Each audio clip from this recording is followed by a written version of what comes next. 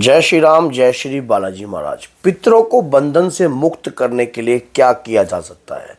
हमारे पितृ अगर बंधन में हैं या किसी तंत्र के तहत, किसी मंत्र के तहत, किसी क्रिया के तहत हमारे पितरों को अगर बंधनग्रस्त करा दिया गया है, या हमारे खुद के कुछ ऐसे कुकर्मों के कारण हमारे पितृ जो हैं एक ऐसी नीचता में चले गए हैं जिसके कारण हमें बार बार उस चीज़ का एहसास होता है, और पितरों को किस प्रकार से हम हनुमान जी की अर्जी लगाकर उन्हें बंधनों से मुक्त कर सकते हैं, आज मैं आपको सारी जानकारी जो है इस वीडियो में दूंगा। अगर एंड तक अगर आप बने रहोगे तो सारी वीडियो आपको समझ में आएगी। अगर वीडियो अच्छी लगे तो लाइक करना, चैनल को सब्सक्राइब करना और बेल आइकन बटन को दबाना ना भूलना, ताकि आने वाली हर वीडियो की नोटिफिकेशन आपको सरलता से प्राप्त हो।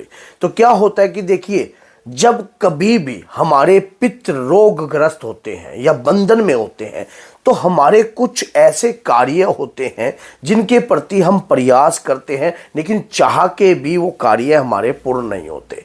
क्यों नहीं होते? क्योंकि हमारे पितृ जो है बंधन में और डले गए हैं। बंधन में तंत्र के तहत, क्रिया करने के तहत आपके पितरों को बंधन किया गया है। कुछ बंधन कैसे, वैसे तो बंधन के ऊपर मैंने वीडियो बना रखी है, लेकिन फिर भी मैं डिटेल के लिए आपको बता देता हूं। जैसे किसी तंत्र के तहत हमारे पितर के ऊपर बंधन किया गया है, ताकि चाह के भी हम उन्हें पवित्र ना कर पाए, चाह के भी वो शुद्ध ना हो पाए और वो मलिन अवस्था में ही घूमते रहें। तो अगर वो पवित्र हो गए, अगर वो शुद्ध हो गए, तो हमारे घर के अंदर जो है हम तरक्की पे चले जाएंगे, हमारे जो कार्य रुके हुए हैं वो खुलकर बनने लग जाएंगे। ये किसी ओझा स्याने तांत्रिक की क्रियाओं के द्वारा जो है बंधनग्रस्त किया गया है, जो जिसके कारण जो है चाह के भी हम उन्हें बल देने की कोशिश भी करते हैं, या कोई भी भोजन देने की कोशिश करते हैं, कोई कपड़ा दान पात्र या कोई अन्नदाना करने का कार्य करने की कोशिश करते हैं, लेकिन उनके पास कुछ नहीं जाता, सब जो है प्रेत उसका भक्षण कर जाता है। तो ऐसी अवस्था के अंदर हमें क्या कार्य करना चाहिए? और पितरों तक जब कुछ जाता ही नहीं है तो वो हमारी किसी भी कार्य में हेल्प नहीं करते। जहां हम जाते हैं, कहीं भी हम पूछते हैं, तो वहां पर यही रिपोर्ट निकल के आती है कि आपके ऊपर तो आपके पितरों का दोष है, आपके पितृ बंधन में है, आपके पितरों को जो है वो मलिनता में, आपके पितृ प्रेत योनि में विचर रहे हैं। और आप कहते हो मैंने तो गया जी जाकर, मैंने तो हरिद्वार जाकर बहुत सारे कार्य करे हैं, लेकिन मेरे पितृ कैसे रोगग्रस्त हो सकते हैं? तो रोगग्रस्त होने के लिए कोई भी ओझा स्याना तांत्रिक जो है आपके पितरों को बंधनग्रस्त जो है कर देता है, और खुद हम स्वयं भी जाकर जो है पितरों को बंधनग्रस्त करते हैं। क्या होता है कि जब हम किसी भी व्यक्ति के पास जाते हैं, कोई ओझा स्याने के पास जाते हैं, तो उस दौरान हम वहां जाने लग जाते हैं। अब हमारे शरीर पर पितर तो इंडिकेटर देते हैं तंग करके कि हमारा भी कुछ करवाइए, हमारा भी रास्ता निकलवाइए, हमारे जीवन को भी कुछ सार्थक बनाइए। हम ऐसी चौकी पर चले जाते हैं जिनसे कोई मतलब नहीं होता, वो सिर्फ हमसे कुछ ले देकर जो है हमारे घर के अंदर जितनी भी नकारात्मकता होती है या कोई प्रेत योनि में होती है, तो उन सबको बंधनग्रस्त कर ऐसी जगह में छोड़ देते हैं, जिसके कारण वो भी पितर भी हमारे बंधनग्रस्त हो जाते हैं, हमारे खुद के कारण भी।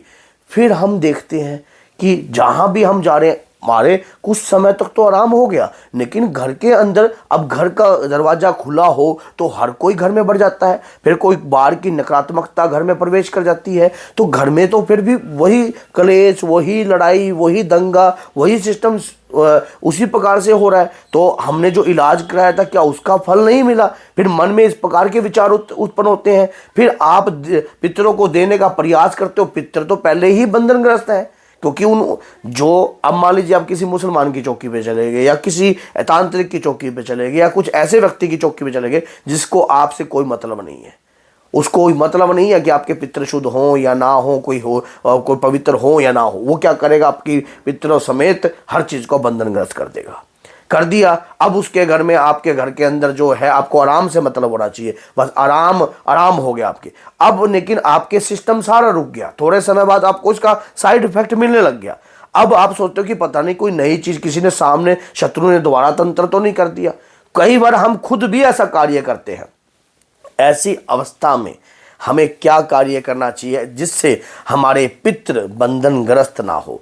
पितृ प्रेत योनि से मुक्त होने लग जाएं, पितृ घर के बलवान होने लग जाएं, पितृ आपके जो हैं बलशाली आपको महसूस हो कि आपके पितरों को जो आप कर रहे हो घर में वो जा रहा है, उन तक पहुंच रहा है। इसके लिए आपको बजरंग बली, कहते हैं कि बजरंग बली बजरंग बली बजरंग बली मेरा प्यारा बली, तो हनुमान जी को याद कीजिए। बजरंग बली आज आपके पितरों को बंधनों से मुक्त करेंगे, हर प्रकार के वचनों से मुक्त करेंगे, हर प्रकार की प्रेत योनि से रास्ता दिखाएंगे। मैं जैसे अब बाबा के दरबार में जाने से, हनुमान जी के चरणों में जाने से, हनुमान जी की शरण में जाने से जो आपके घर के पितर अगर प्रेत योनि में होते हैं तो उनका संहार होता है, शुद्धि होती है, परिवार के ऊपर वही आत्मा पवित्र होकर आपके घर में दोबारा कार्रवाई करने के लिए आ जाती है, शुद्ध होकर। क्यों? उसको पवित्रता प्राप्त हो चुकी है, अब उसको पता लग चुका है ये मेरा घर है, मुझे इस घर का नुकसान नहीं करना है, इस घर के अंदर मुझे ये कार्य नहीं करना है। अगर ये कार्य मैं करूंगा या करूंगी तो मैं खुद अपना ही नुकसान कर रही हूं। अब क्या है, तो उस दौरान आपको बाबा के नाम की एक अर्जी लगानी है 281 रुपए की। 281 रुपए की अर्जी जब आप लगाओगे तो उस वक्त आपको थोड़ी सी दुर्बा लेनी है, 11 हरी इलायची लेनी है, थोड़े से सफेद चावल लेने हैं, एक सफेद कपड़े के अंदर आपने इस अर्जी को बांध कर रख देना है, बंद कर बाबा के चरणों में रख दीजिए।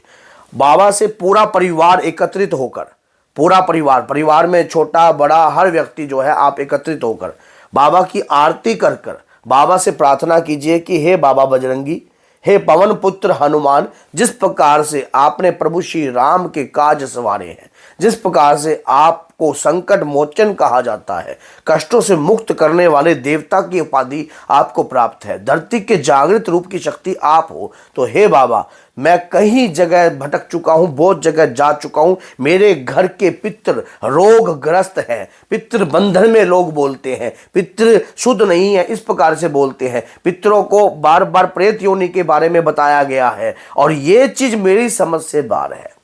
बाबा मैं एक ऐसा भगत हूं जो इस बारे में नहीं जानता कुछ भी, और मैं ये चाहता हूं कि आप इसमें मेरा सहयोग करें और मैं अपने पितरों के लिए हर वो अकथ प्रयास करूंगा जिससे वो बंधनों से मुक्त हो जाएं, जिससे वो हर प्रकार की कृपाओं को प्राप्त करें।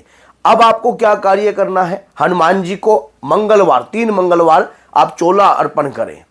घर का कोई भी व्यक्ति, अगर किसी लेडीज कोई ये वीडियो देख रही है तो अपने पति के माध्यम से, अपने लड़के के माध्यम से चोला अर्पण करें। चोला अर्पण करने के बाद एक नारियल ले लीजिए, बजने वाला पानी वाला, और अपने घर के पितृ मुक्ति के लिए आप बाबा से प्रार्थना कर नारियल की भेंट दे दीजिए।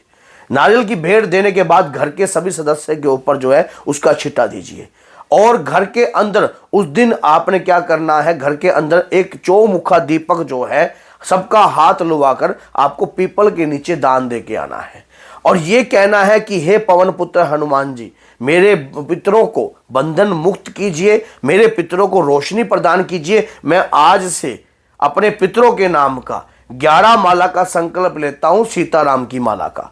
मेरे पितृ जागृत हो जाएं। माँ सीता का जब आप नाम शुरू में लोगे ना, ओम मालो सीताराम की माला का, तो हनुमान जी को धन दौलत कुछ नहीं चाहिए, हनुमान जी को भूख प्यास कुछ नहीं लगती, उन्हें सिर्फ राम नाम की भक्ति चाहिए। और जब साथ में प्लस अगर सीता माँ का नाम ऐड हो जाता है तो ये भक्ति के अंदर इतना बेशुमार कृपा प्राप्त होगी आपको कि आप इसकी कल्पना भी नहीं कर पाओगे। आपने तुरंत एक रुद्राक्ष की माला लेकर 11 माला का संकल्प लेकर चलिए, 108 दिन 41 दिन लगातार। अब कई व्यक्ति कहेंगे लंबा है, भैया पितर भी प्रेत योनि में गए हुए कोई एक दिन में थोड़ा निकल जाएगा। अब उसके दौरान आप जल तत्व को रखिए, जल तत्व से उसका जो है आप किसी पौधे में जल इस प्रकार से माला का दान करने के बाद इस प्रकार से दीजिए। और घर के पितृ जो है आपको स्वयं देखना, 41 दिनों के अंदर अंदर आपको इसका एहसास होगा, घर के पितृ शुद्ध होंगे, स्वप्न में आकर आपको एहसास भी कराएंगे। इस दौरान आपको बहुत सारे इंडिकेटर भी प्राप्त होंगे। तो अगर वीडियो अच्छी लगी है तो लाइक कीजिए, चैनल को सब्सक्राइब कीजिए और अपने स्टेटस बार पर भी लगाइए, ताकि कोई व्यक्ति इन वीडियो को देखे तो वो भी अपने घर के पितरों को पवित्र कर सके। तो बोलिए जय सीताराम, जय माता।